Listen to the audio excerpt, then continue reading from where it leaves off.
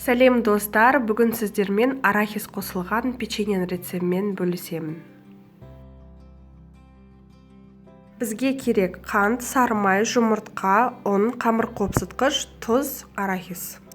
Бөлме температурасындағы май мен қантты 2-3 минут миксерлейміз.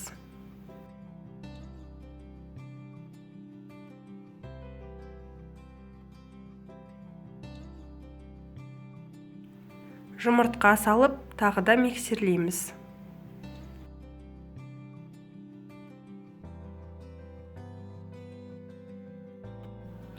Ұнымызды және қамыр қопсытқышымызды біріктіреміз.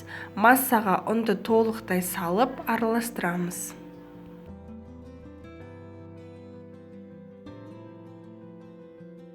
Крошка тәріздес болғаннан кейін арахисімізді саламыз, араластырып, қамыр илейміз. Қамырымыз қолға жабыспайтын жұмсақ болуы керек. Міне қамырымыз жиналды, қолға жабыспайтын масса болып шықты. Енді осы видеода көрсетілгендей қылып домалақтаймыз. Противенге бір-бірінен алшақтау қоямыз, өйткені кейін вилкамен бетінен басып шығатын боламыз.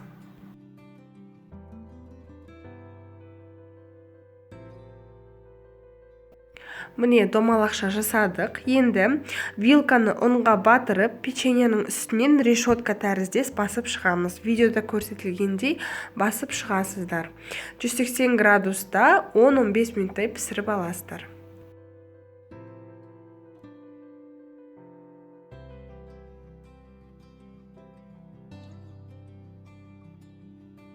Біздің арахисовый печеньеларымыз дайын болды. Дәмі енді керемет, нәзік, жұмсақ.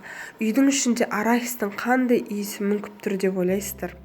Тағы да бір айта кететін жайт, бұл арахистың бетіндегі решеткалар бұл дәстүрлі арахисовый печеньелардың белгісі болып есептелінеді екен. Астарыңыз дәмді болсын, лайк, подписка ұмытпаңыздар. Рахмет.